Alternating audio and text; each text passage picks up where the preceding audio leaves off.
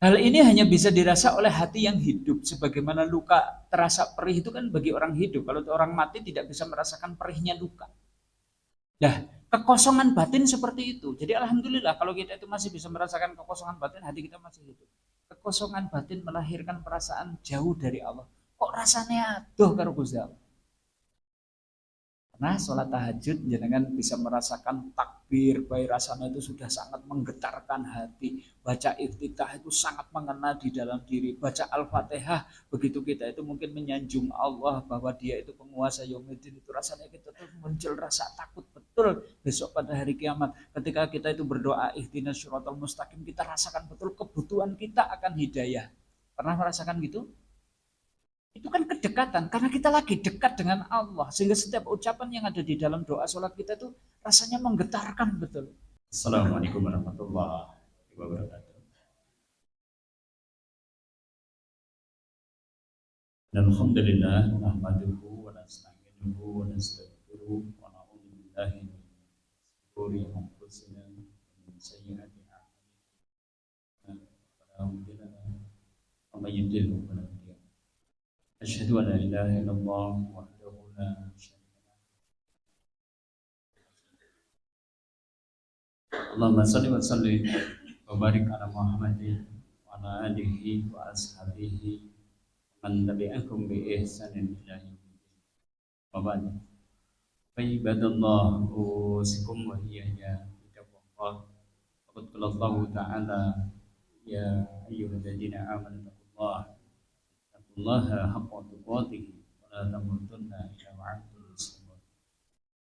Rasulullah sallallahu alaihi wasallam sarayakunna akraman nas falyadakillah wa man sarayakunna aqwan nas falyadakillah.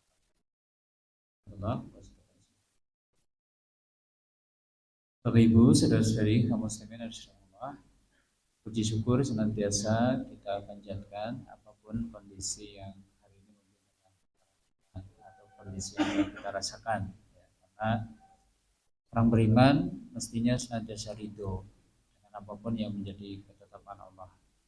Dikasih hujan, ridho. Dikasih terang, ridho. Dikasih dompet kandel, ridho. Dompetnya tipis, ridho. Badan agak greges-greges, ridho. Sehat, apalagi. Kan gitu. Karena berbagai hari, sore hari biasanya kita juga sudah berpikir, raditu billah robba wa bil islam dinah wa bi Muhammadin sallallahu alaihi wasallam nabi wa rasul. Ridho dengan apa? Dengan Allah sebagai Tuhan kita, berarti ridho dengan segala ketetapannya. Ridho itu posisinya kok marem, puas, seneng. Kalau kita puas dengan Allah sebagai Tuhan kita, berarti apapun yang menjadi ketetapannya, kita puas, kita senang. Memang ridho itu satu derajat yang jauh lebih tinggi dibandingkan dengan sabar. Kita sabar saja kadang belum mampu, apalagi ridho. Ridho itu berat. Baik ya, kamu muslimin dan sadaqallah. Kita akan melanjutkan kaji kita masih membahas al-mausu'ah al-manahi syariah sampailah kita di pasal ke-16. Jadi masih di bab 1 bab akidah, pasalnya pasal 16. Ini agak menarik karena mestinya bab akidah kok pembahasannya adalah larangan berbuat maksiat. Makanya dalam bab ini penulis itu lebih menekankan ingin mendudukkan bahwasanya berbuat maksiat itu berdampak terhadap iman. Jadi lebih penekanannya ke situ karena nanti mungkin rincian tentang maksiat itu apa-apa justru pada bab-bab yang jauh nanti. Tapi dalam bab ini kenapa masuk dalam bab akidah larangan maksiat? Karena tadi yang ingin ditekankan oleh penulis ya, al-mausu'ah al-manahi syariah itu ingin mendudukan bahwa maksiat memiliki dampak terhadap mengurangi iman tetapi tidak membatalkan iman. Ini satu pemikiran pertengahan ya karena nanti dalam dalam apa ilmu akidah itu umat Islam terpecah kalau sudah berbicara tentang iman ini ya terpecah menjadi dua kutub ekstrim. Satu yang berpendapat maksiat itu membatalkan iman. Jadi dengan maksiat atau dosa besar yang dilakukan iman jadi batal. Ini pemikiran Khawarij. Tapi ada yang kemudian kutub kebalikannya. Bahkan ada yang berpikiran Iman itu sama sekali tidak maksiat itu sama sekali tidak mempengaruhi iman. Terus pokoknya mau berbuat dosa kayak apapun, imannya tetap sempurna. Itu pemikiran Murji'ah. Islam berarti memiliki, atau ahlu sunnah itu memiliki pemahaman pertengahan. Makanya dalam bab ini penulis hendak menekankan dari sisi itu. Itu nanti juga kita akan coba. Baik Bapak Ibu, kaum muslimin rahimakumullah. Ini kaji kita insya Allah di malam hari ini. Sebelumnya salawat serta salam semoga senantiasa tercurah pada uswah kita, teladan kita Rasulullah Muhammad SAW beserta keluarganya, sahabatnya dan juga orang-orang yang istiqomah dalam dinul Islam. Baik Bapak Ibu, dari situ kita definisikan dulu nih apa sih yang dimaksud dengan maksiat. Ini sudah jadi bahasa Indonesia ya, maksiat. Bahasa Arabnya ya maksiat. Dan kata maksiat ini dari kata dasarnya nih asi. Asi itu artinya durhaka, membangkang, membelot, lawan dari taat, lawan dari takwa, lawan dari istiqomah. Jadi maksiat maknanya apa? Durhaka, membangkang. Makanya kalau disebutkan ini asal abdi rabbah faqad khalafaha amroh. Jadi seseorang itu atau seorang hamba itu dianggap bermaksiat kepada Tuhannya ketika apa? Ketika dia menyelisihi perintah-perintahnya. Makanya ini disebut maksiat. Sementara kalau dalam bahasa Indonesia kadang maksiat itu lebih arahnya apa? Pencabulan ya, yang kaitannya mungkin dengan seksualitas dan seterusnya gitu, atau perzinaan gitu kan. Sebenarnya enggak, cakupan maksiat itu luas. Itu apa tadi? Durhaka.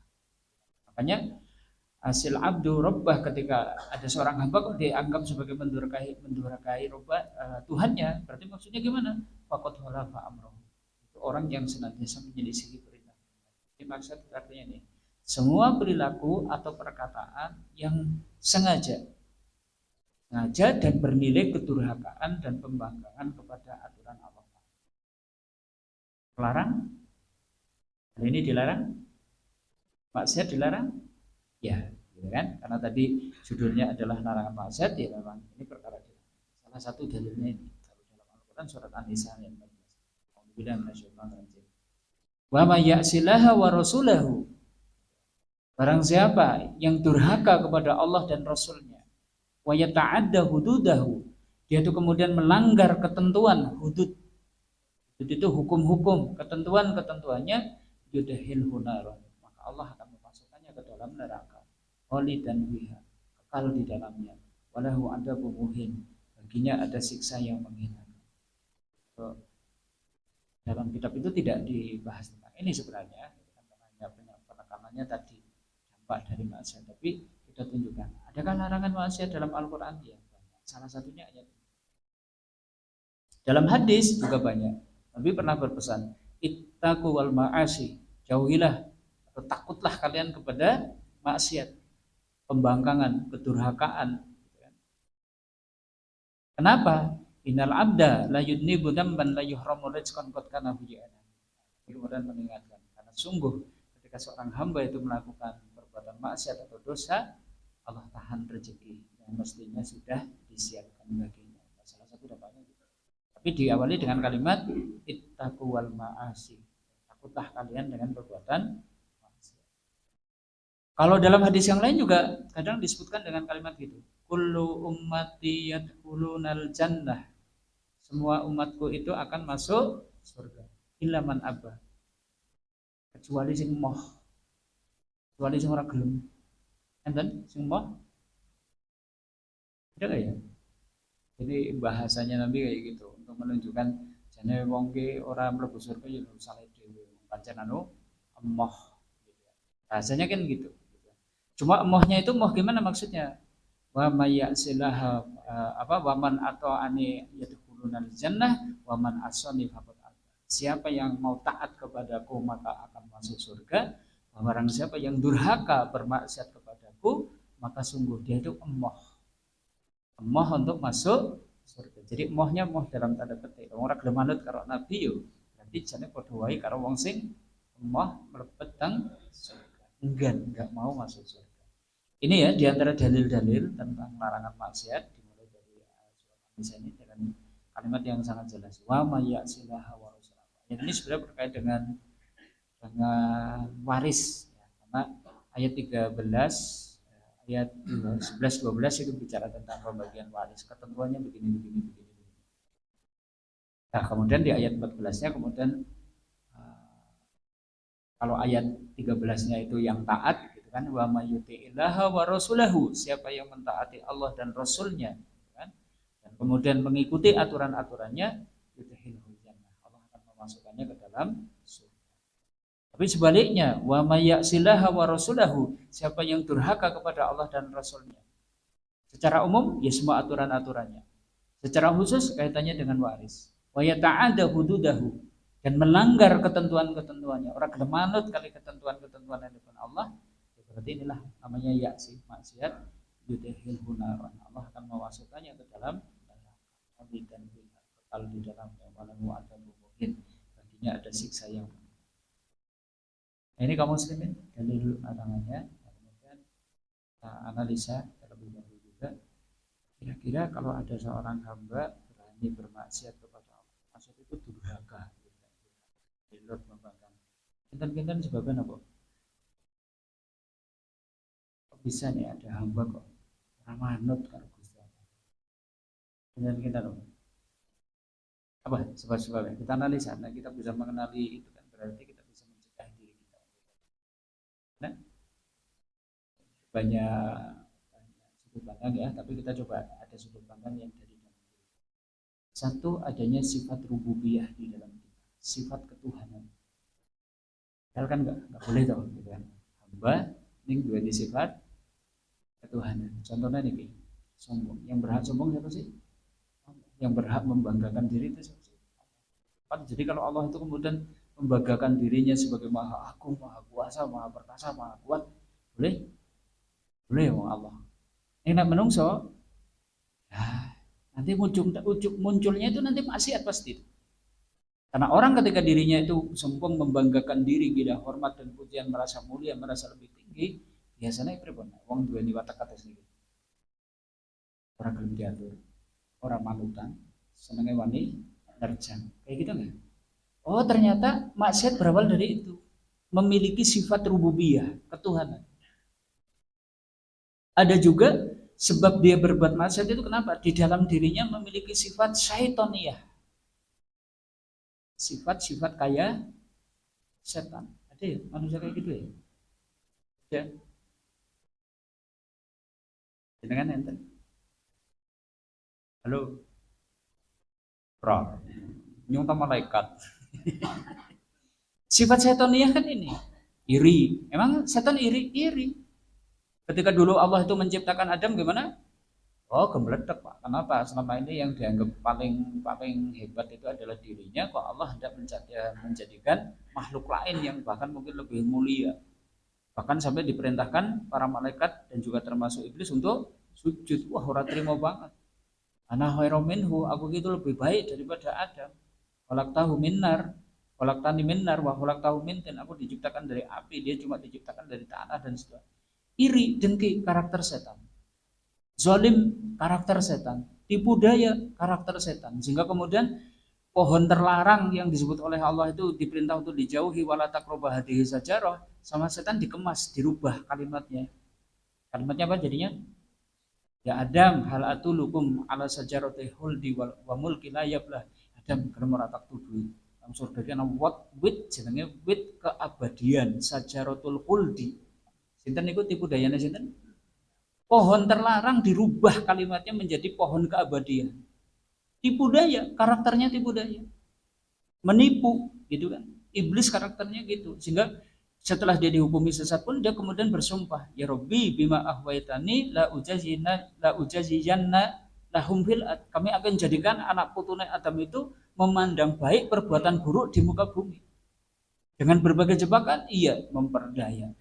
Termasuk karakter syaitaniyah itu munafik. Hingga kadang nampak bagus di depan, tapi sebenarnya nusuk dari belakang. Memerintahkan yang akan mendatangkan perkara-perkara yang justru malah mendatangkan kerusakan. Ada nggak sifat kayak gini kemudian di dalam diri manusia? Nah, banyak. Makanya orang yang memiliki sifat syaitoniyah di dalam dirinya ya gitu. Duani watak nopo dengki hasad. Senangnya berbuat dolim. Ada manusia sing senangnya hapus-hapus, menipu, manipulasi dan seterusnya, memperdaya. Oh berarti maksiat bermula dari situ. Di dalam dirinya ada sifat syaitoniyah. Ya biasanya masing-masing orang juga sebenarnya lengkap Pak. Sifat rububiyahnya yuk kadang ada, sifat syaitoniyahnya ada. Nanti di bawahnya ada sifat bahmiyah, kebinatangan. Ada sifat kebinatangan di dalam diri kita.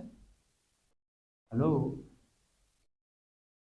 Katrimo, ora trimo iki kok dikira nyak-nyak gitu.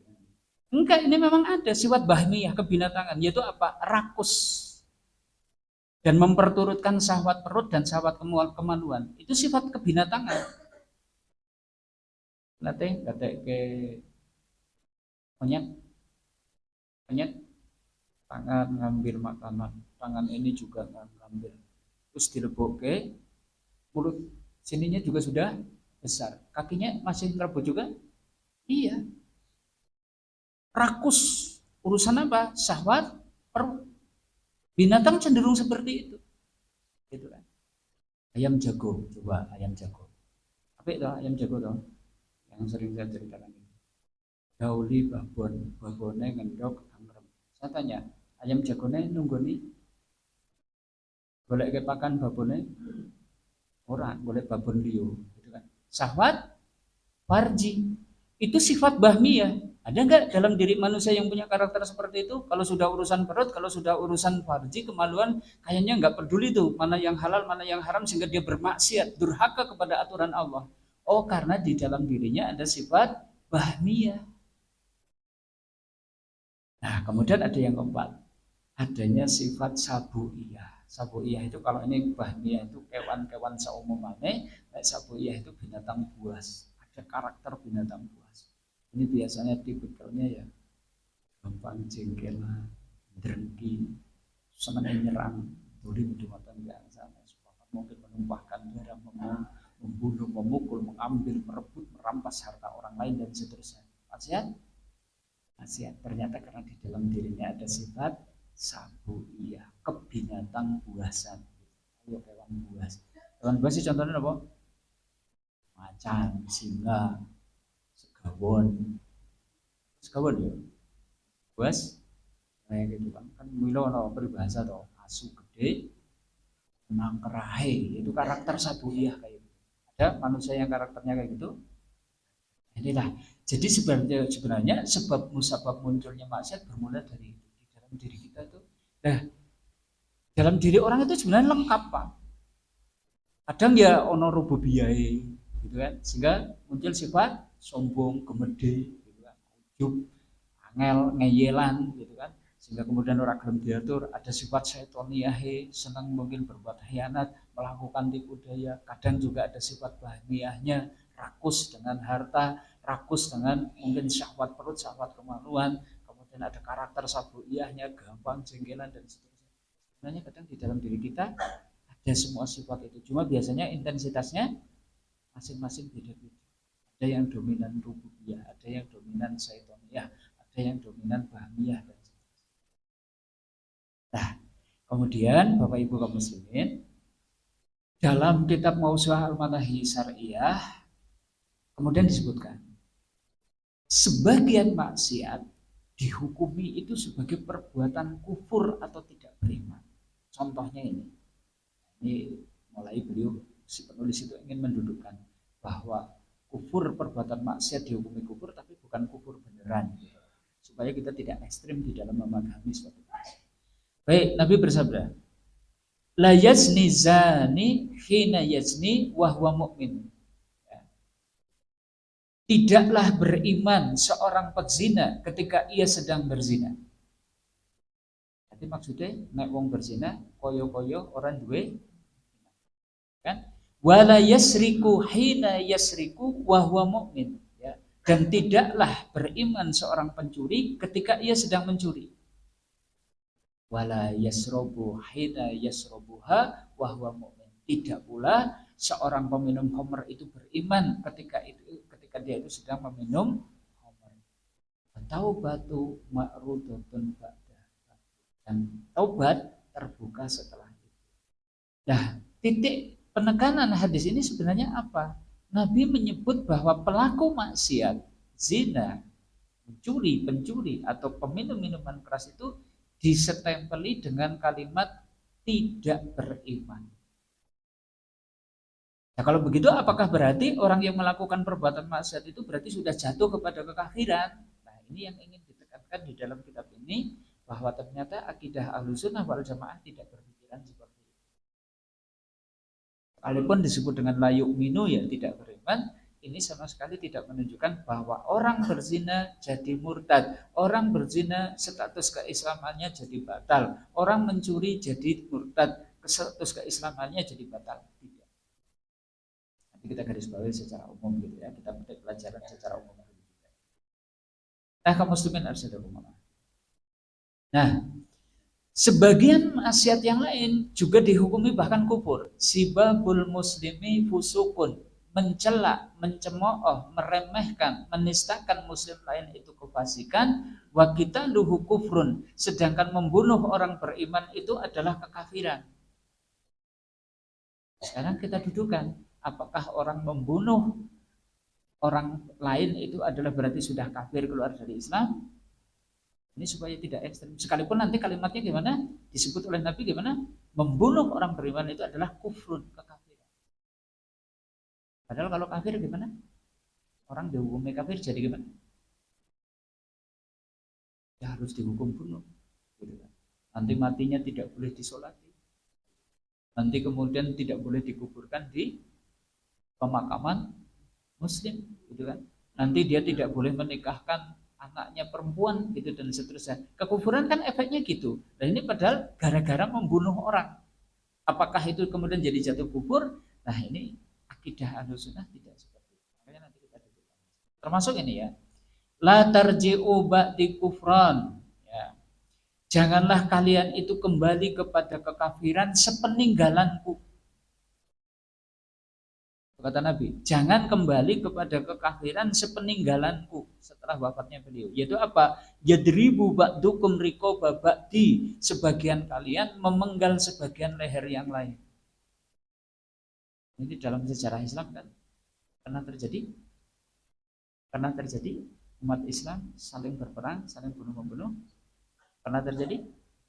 Pernah. Sepeninggal Nabi itu. Kalau zaman dipimpin Abu Bakar, alhamdulillah kondusif. Itu hanya memerangi orang-orang yang tidak mau membayar zakat karena sudah dianggap murtad, gitu kan. Artinya ini bukan fitnah. Zaman Umar cukup kondusif. Zaman Utsman mulai ada fitnah.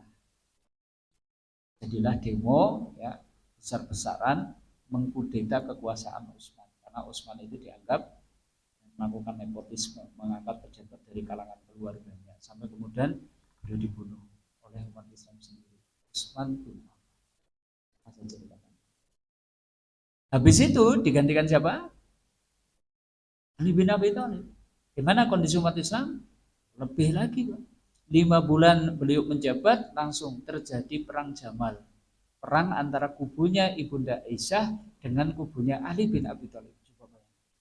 Ibunda Aisyah, istri Nabi, mengerahkan pasukan dan kemudian berperang dengan Ali bin Abi Thalib. Mantunya sendiri. Perang Jamal. Selesai perang Jamal, muncul lagi perang Siffin.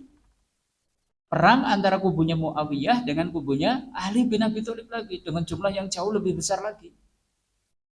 Dan ini kan sebagaimana yang digambarkan oleh Nabi, yadribu ba'dukum riqaba ba'di, sebagian kalian itu memenggal leher sebagian yang lain. Apakah ini kekafiran atau maksiat? Sementara tadi wa qitaluhu kufrun, tapi menegaskan membunuh sesama orang beriman itu adalah kekafiran. Nah, disitulah kemudian mulai muncul perpecahan dalam masalah akidah umat Islam. Dengan adanya perang Siffin, umat Islam kemudian muncul ada firqah namanya Syiah. Apa? Syiah. Syiah itu yang bagaimana? Loh, sambil diingat-ingat. Karena ini induk perpecahan ya di dalam umat Islam. Jadi sebelum pecah dados 73 itu diawali dari 4 dulu. Pecahannya. Satu apa tadi? Syiah. Syiah itu siapa? Kelompok yang mendukung Ali. Secara politis mendukung Ali. Awalnya cuma itu toh, secara politis. Tapi pada akhirnya kemudian membuat sebuah seperti memiliki akidah sendiri, bahkan tata cara ibadah sendiri. Ya. Sampai nanti yang ekstrim gimana? Syiah yang ekstrim sampai menuduh malaikat Jibril telah keliru ngasih wahyu, mestinya kepada Ali, justru dikasihkan kepada Muhammad SAW. Gendeng nggak? Gendeng nggak? Ini kan kacau banget ini, kacau. Ini kan akidah. Gitu kan. Sampai mereka mengklaim Al-Quran yang ada di tangan kita itu sudah dikurangi, sehingga Syiah itu memiliki Al-Quran dengan jumlah ayat 3 kali lipat dibandingkan dengan Al-Quran yang kita miliki. Konon ayat-ayat yang berbicara tentang Ali, berbicara tentang kemuliaan Hasan Husain sudah dihilangkan, gitu kan, dihilangkan, sehingga tinggal tersisa sepertiganya.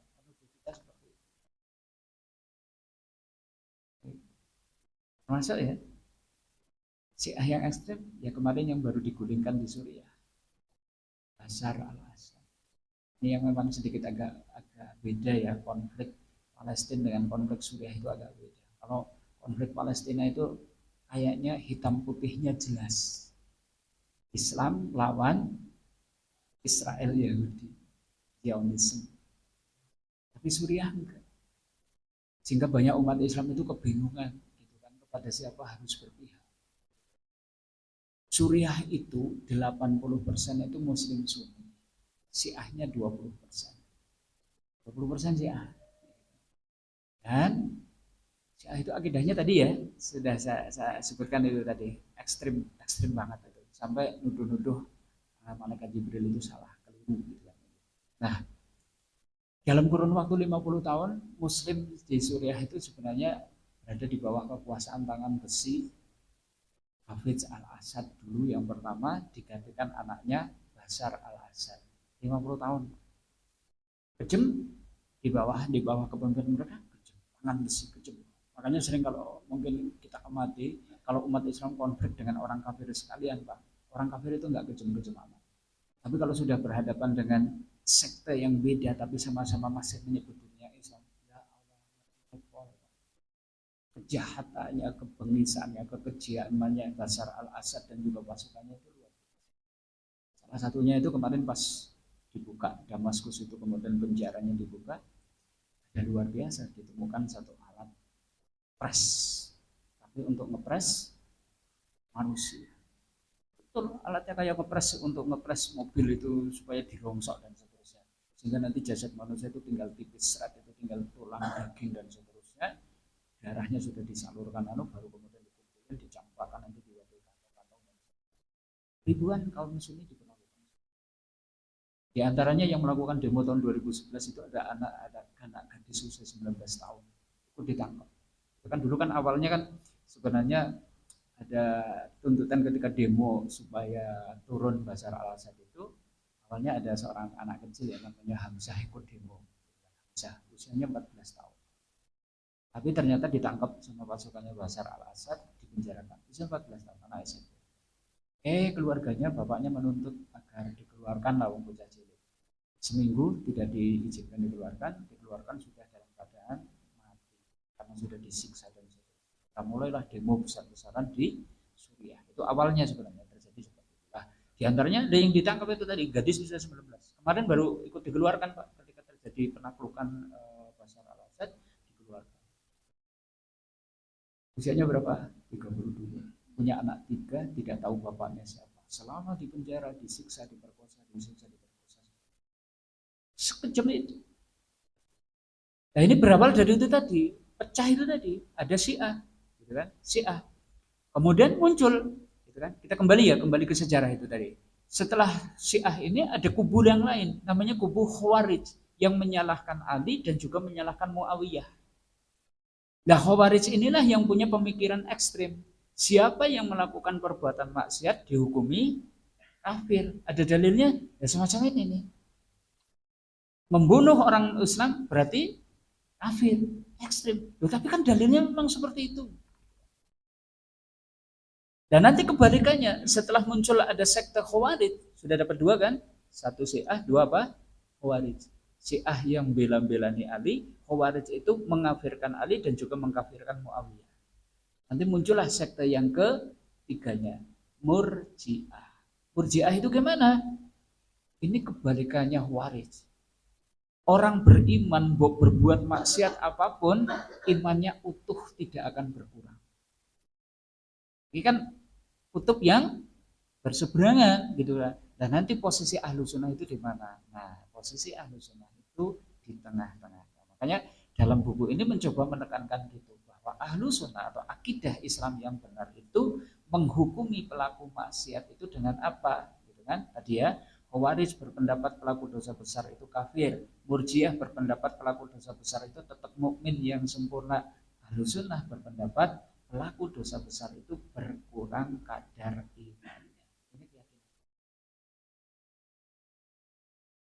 Tapi tidak mengkafirkan, Karena kan ada tadi pemikiran takfiri gitu kan. Kadang mungkin kita mendengar istilah seperti itu. Pemikiran takfiri, mengkafirkan muslim lain gara-gara perbuatan dosa dan maksiat yang dilakukan.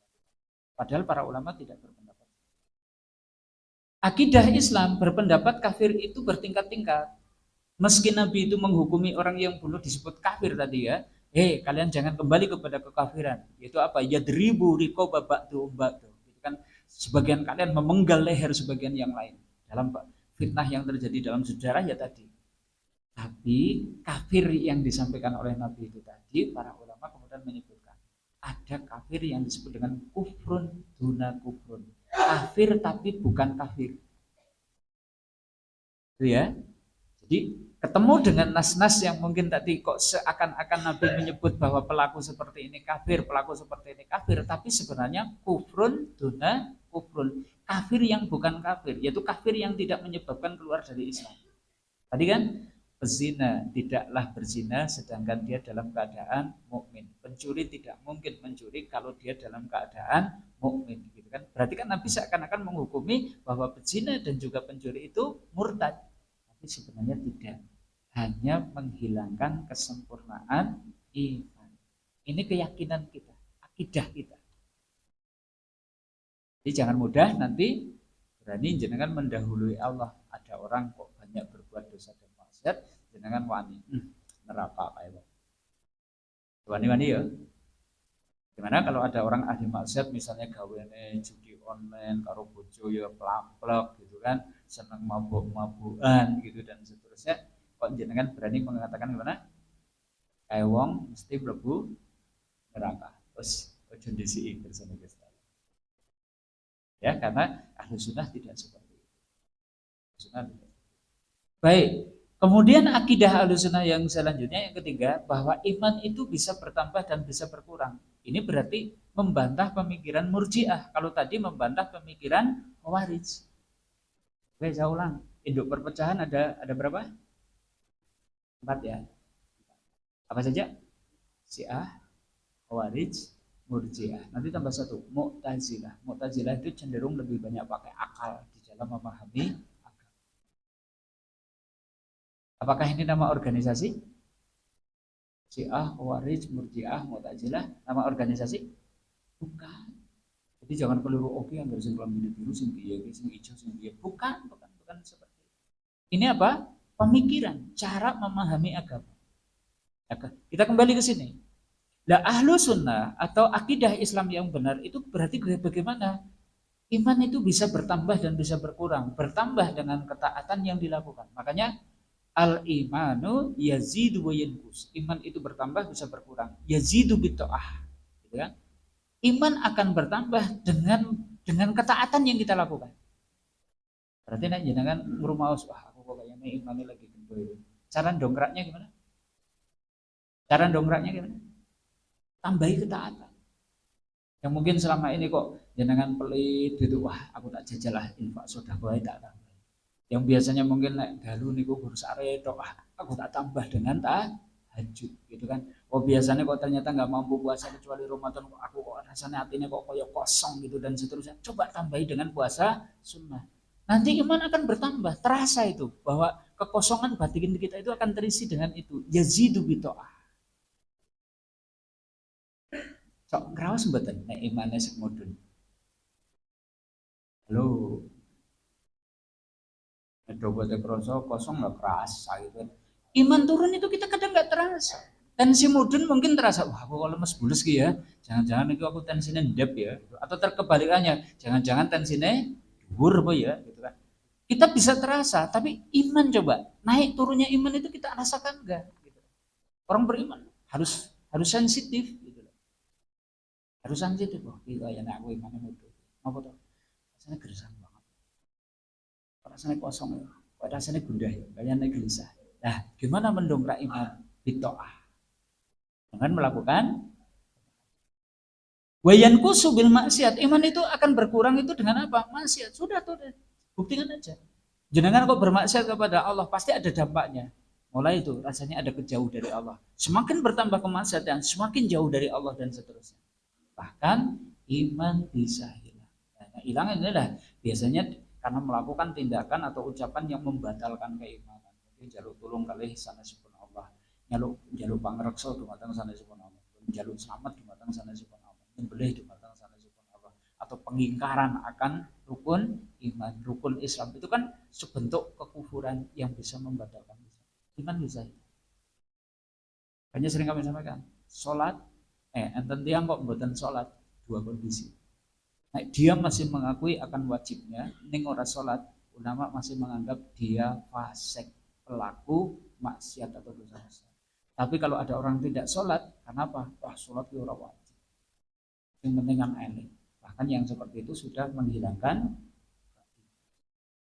Ini kamu mesti. Nah, dari situ kita garis bawahi, seorang muslim tidak boleh mengkafirkan pelaku maksiat. Meski ada hadis yang menyebutkannya tadi, kan? Sibabul muslim fusukun wa qitaluhu kufrun. Mencela orang berislam itu adalah kefasikan, membunuhnya adalah kekafiran, tapi tidak kemudian kita langsung menyebutnya dia itu tidak.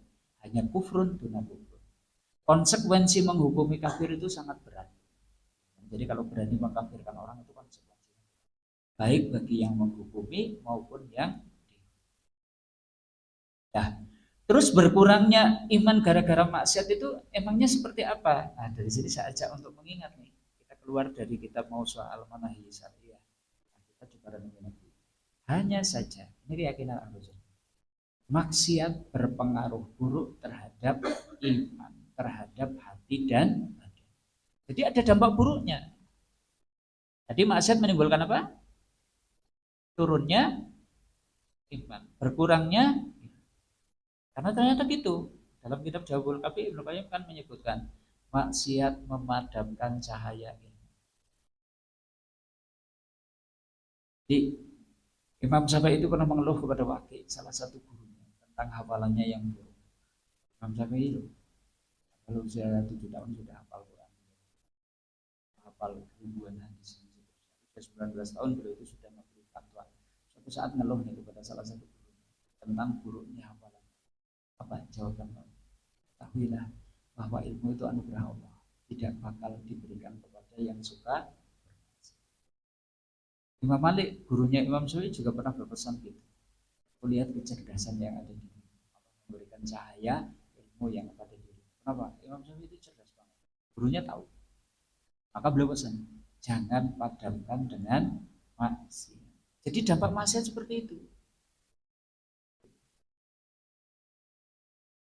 Kan pernah saya ceritakan ya, Imam Syafi'i hafalannya goncang gara-gara ternyata setelah dievaluasi gimana? Melihat betis wanita yang bukan mahramnya. Melihat apa? Betis niku pundi? Dari lutut ke bawah. Jangan cok mirsani. Lutut ke bawah loh, lutut ke bawah, bukan lutut ke atas. Lutut ke bawah tok. Gitu loh. Pernah? Pernah? Wis gawe gitu. Wong lutut ke atas wae bisa weruh kok gitu, apa meneh lutut ke bawah. Lah ini Imam Syafi'i lihat betis saja itu hafalan itu goncang, makanya kemudian dinasehati sama gurunya padahal nggak sengaja. Hati-hati, ilmu itu anugerah, tidak bakal diberikan kepada yang suka maksiat. Mulane awake dhewe kan ngapalke dosa sama iki mbok wis pirang taun iki ya ora tambah. Anak ba apal, tambahi anak jihad diapalke. Barang anak jihad apal, anak bane indah. Terus itu dan seumur hidup itu bermuter-muter tok. Ya karena ini tadi ilmu itu cahaya, tidak akan diberikan kepada orang yang bermaksiat. Sehingga Allah Ta'ala berfirman kan gitu. Wattaqullah wa yu'allimukumullah. Bertakwalah kepada Allah, baru nanti Allah itu akan memberikan ilmu kepada. Dan lawan daripada takwa itu apa? Ya maksiat. Makanya kalau kita berbuat maksiat ya Allah tahan, tidak ngasih ilmu kepada. Nah, iman turun kan dari situ iman turun. Maksiat juga menjauhkan rezeki. Yang tadi kami sampaikan. Aku wa iyyakum wal ma'asi. Takutlah atau jagalah diri kalian itu dari perbuatan maksiat. Innal abda la yudnibu dzamban, sesungguhnya seorang hamba ketika dia itu melakukan satu perbuatan dosa, la yuhramu rizqan fakana Allah tahan rezeki yang mestinya sudah disediakan. Dampak maksiat gitu. Jadi tidak sampai kepada kekafiran, tapi ada dampaknya. Termasuk tadi, maksiat itu memunculkan kekosongan.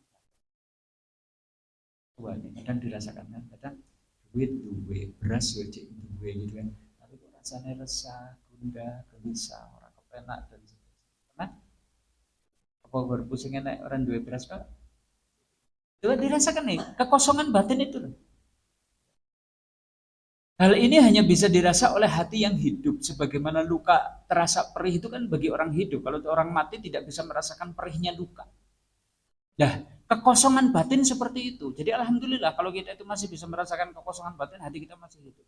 Kekosongan batin melahirkan perasaan jauh dari Allah. Kok rasanya aduh karo Gusti Allah.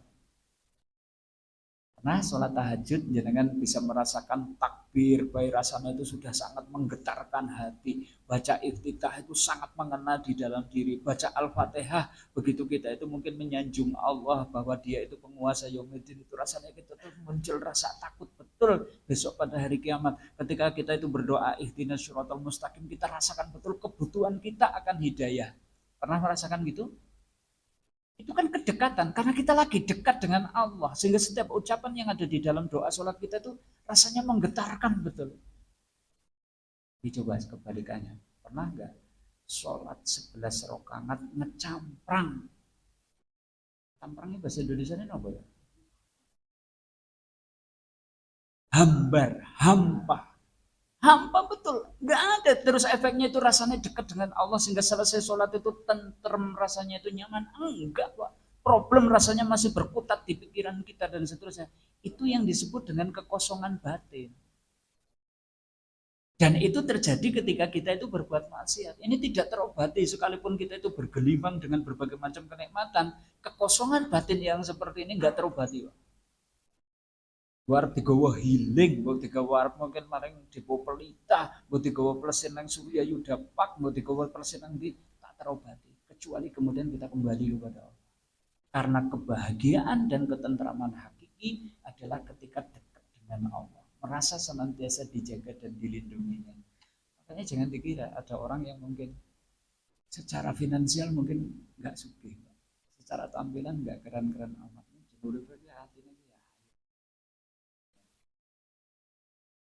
dan maksiat itu memunculkan kekosongan. Makanya kan pelaku maksiat entah itu mungkin penjudi, dia itu akan terus meningkatkan kadar judinya. Kenapa? Supaya hatinya puas.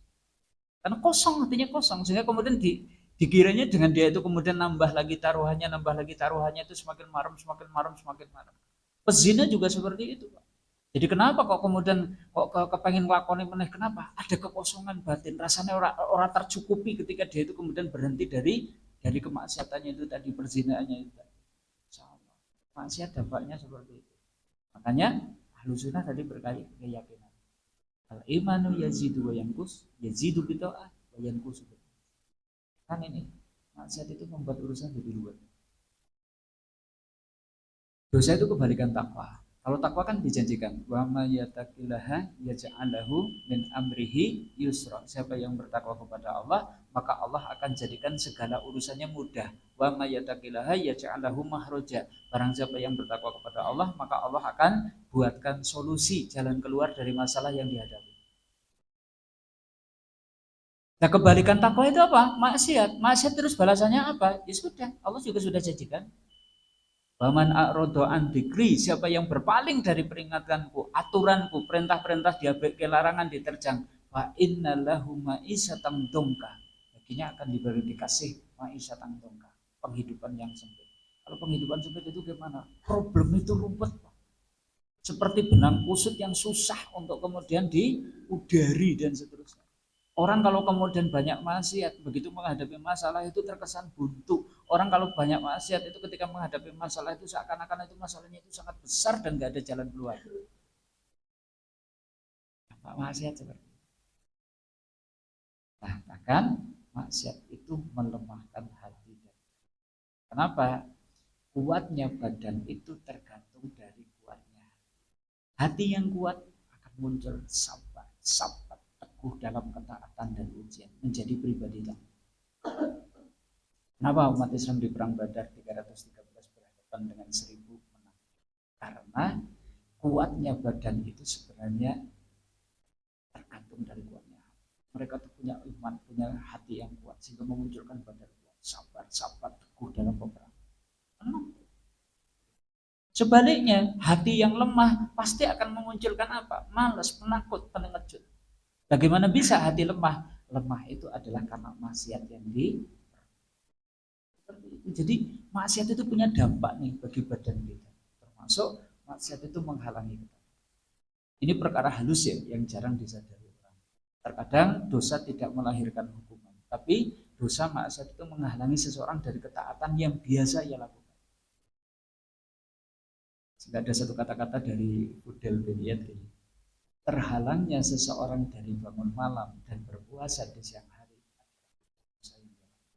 sehingga biasanya tahajud ora iso tahajud, biasanya poso Senin Kamis dadi ora iso poso Senin Kamis, itu karena dosa, karena maksiat yang berat. Nah, kita malah kebalik tuh. Bukan esok-esok itu ora tahajud. Yuk mambengi malah jan alhamdulillah nyau turunnya lali banget. Malah bangga gitu kan. Padahal turu lali ora iso tahajud itu gimana? Karena maksiat yang kita perbuat, sehingga Allah itu galangi kita dari ketaatan yang mestinya bisa kita. Biasanya saya mau Quran one day one juz ini kok ora, coba introspeksi maksiat apa ini kok sampai seperti itu. Karena ketaatan itu akan memunculkan itu. Siapa yang Allah kehendaki dengan hidayah, mama yuridillahu ayyahdiyahu yasroh sadrahu lil Islam, Allah itu akan lapangkan dadanya terhadap Islam, sehingga melakukan amal Islam itu kok enteng banget Pak. Itu ganjaran ketika Allah itu menghendaki kebaikan kepada seorang. Tapi kok sok wang sulit pun ya. Barang siapa yang dikehendaki oleh Allah itu akan kesesatannya, ayudilahu yaj'alahu sadrahu dayyikon harojan.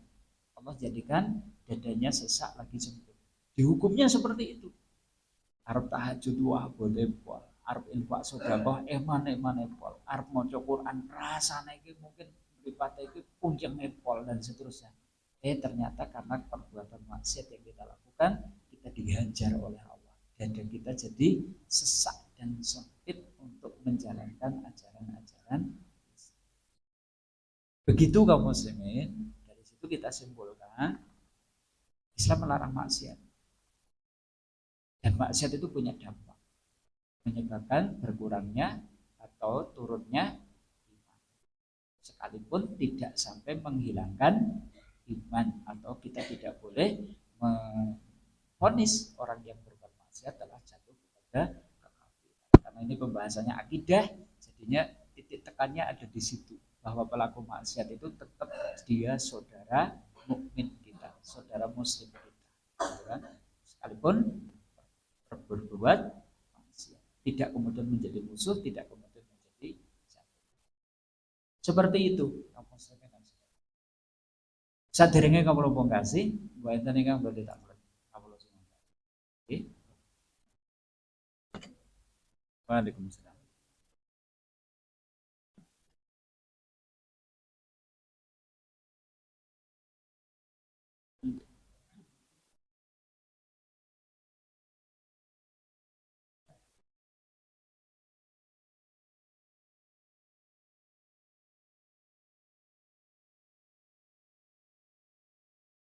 Hmm. Jadi salah satu bentuk tahdir ya bagi orang kafir itu memang tidak boleh dimakamkan di pemakaman Islam, umat Islam. Itu salah satu hukumannya, supaya itu juga menjadi peringatan bagi yang lain. Nah, sementara di tempat-tempat kita itu bahkan kita tidak punya tuh. TPM itu nyaris di semua desa nggak punya, adanya TPU, tempat pemakaman umum. Ya ini yang PR ya, PR bagi kita gitu kan. Ayo buat disiapkan gitu kan, ada tempat pemakaman muslim. Soal nanti kok ternyata itu sebenarnya TPU, cuma nanti mungkin dibuatkan batas pemisah. Sekedar batas pemisah sudah cukup. Oh ini adalah TPM, yang ini adalah untuk yang umum, yang bukan. Bahkan di beberapa tempat kan memang ngadain Pak, ada namanya wakaf untuk pembebasan lahan untuk lahan pemakaman muslim secara khusus gitu ya. Sehingga nanti orang yang dikubur di situ pun diseleksi. Bahkan mungkin ditanya ini ketika hidupnya sholat enggak dan seterusnya, baru boleh dimakamkan di tempat itu. Dan kalau tidak ada persaksian dari orang-orang bahwa dia tidak sholat, dia tidak boleh dimakamkan. Jadi kalau tadi ada lahan 1 hektar kemudian dipisahkan dan kemudian nanti mungkin dibuatkan pemisah apapun itu bentuknya, pun cukup. Allah. Yang lain mungkin? Ye? Hmm.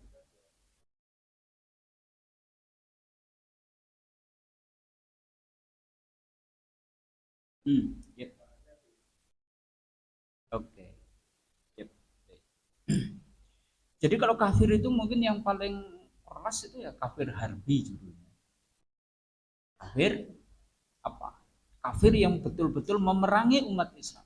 Itu sudah tidak ada loyalitas, tidak ada kecintaan, keberpihakan, nggak boleh. Bahkan umat Islam berpihak kepada kafir harbi bisa menjatuhkan keimanan dirinya sendiri. Jadi harus barok.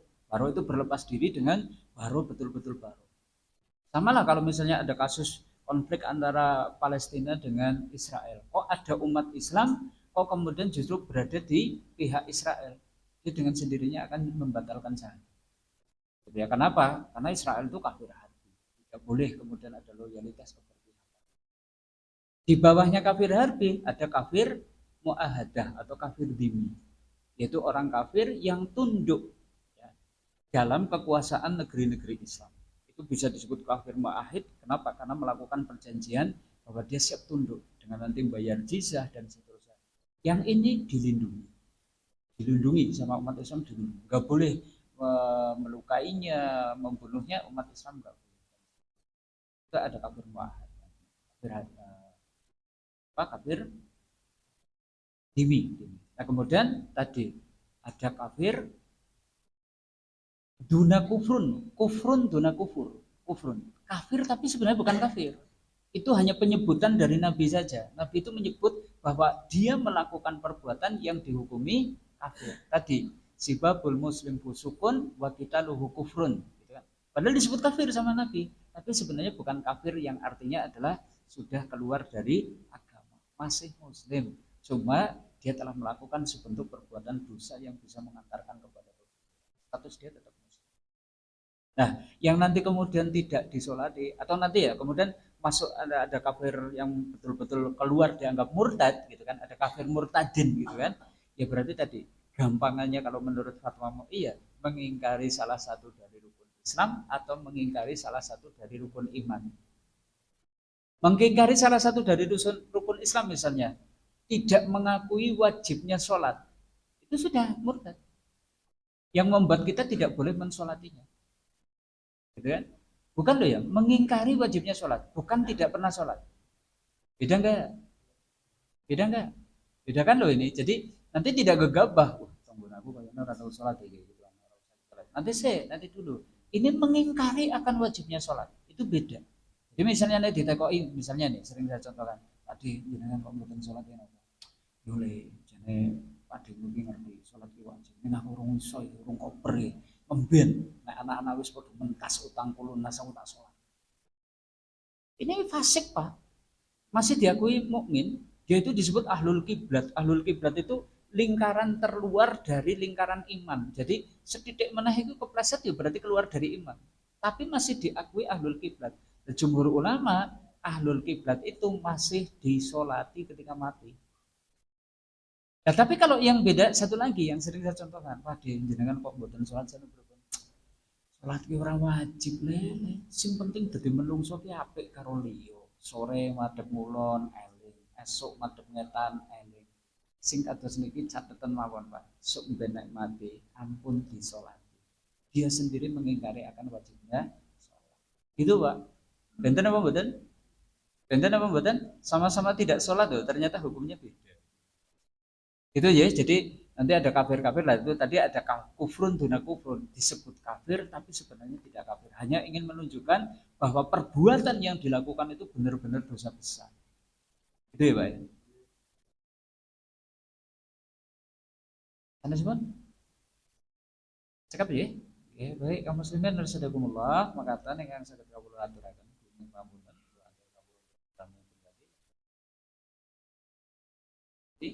insya Allah kita masih melanjutkan al-mausu'ah al-manahi syariah pada pasal.